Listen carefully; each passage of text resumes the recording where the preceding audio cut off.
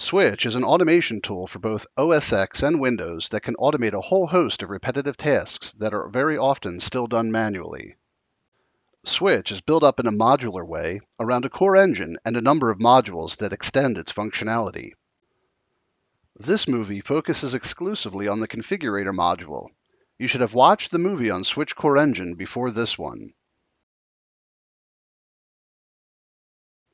The purpose of the configurator module is to add support for integrating third-party applications in Switch. The functionality of Switch expands enormously owing to the large number of so-called configurators that become available.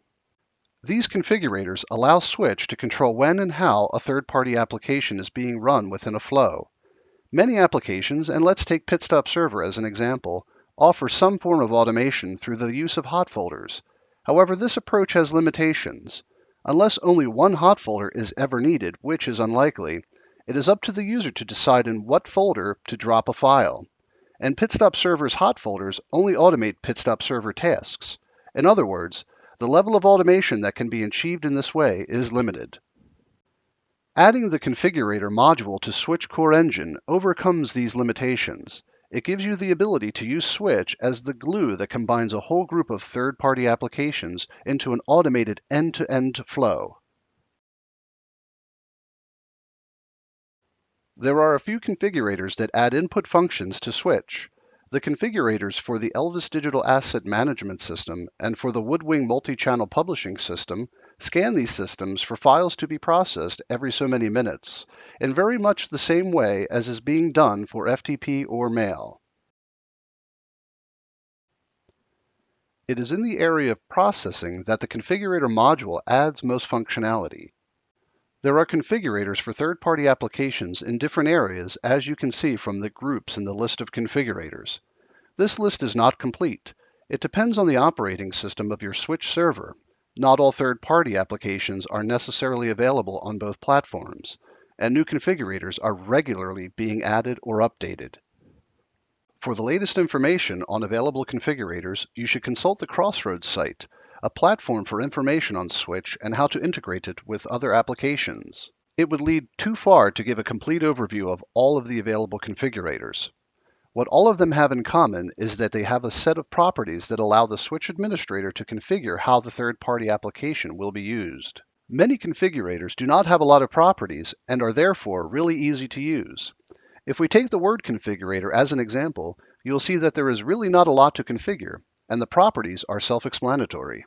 Some configurators have more extensive properties, but when you are familiar with a certain application, you will undoubtedly understand how to configure it in Switch. If you do not know Pitstop Server, you will probably not know what to choose for the pre-flight profile property. But if you do, then it requires no further explanation.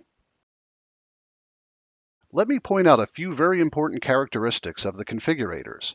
First of all, the list of profiles that is presented to the user comes directly from the Pitstop Server application. Any change to this list of available pre-flight profiles will result in a changed list in Switch. This illustrates how tight and dynamic the integration between Switch and a third-party application is. Secondly, you can always have more than one instance of a configurator in a flow, and you can let Switch choose the correct one to be used. If you want to pre-flight business cards differently from A5 leaflets, you can easily use the Switch routing conditions to make sure the correct instance is used in an automatic way. A third characteristic is that the very extensive list of Switch variables can be used to fill in values for most of the configurator properties. If you store the name of the pre-flight profile in the job state, you can then use that variable to select the correct pre-flight profile. This feature becomes even more powerful in combination with the metadata module and the database module. But more on that in the movie on those topics. A fourth aspect is that the configurators display a switch-like behavior. They can have outgoing connections with traffic lights, so you can easily deal with files that were processed correctly versus files with which there was a problem. They can pass on the processed file over the data connection and log files over the log connection, and so on. And what if you have to integrate an application for which there is no configurator? Well, you have at least two options.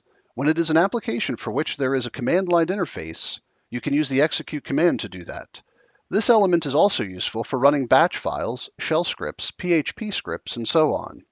When it is an application that supports hot folders, you can use the generic application element to let Switch drop files into the input hot folder and pick up the result from an output folder. On OS X, there is also an Apple Automator element with which you can run Automator scripts giving you access to virtually all OS X applications. As already illustrated in the Core Engine movie, most output is done by delivering a job into a folder, FTP or otherwise, from where it is picked up by another software further down the production chain. But configurators can also pass on jobs in a dedicated way.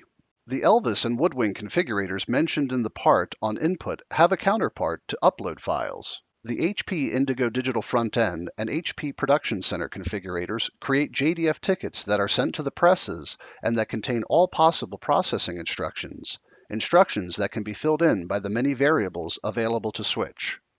The fiery XF and the Automation Engine configurator can hand off files to the remote system and can launch a particular workflow for further processing.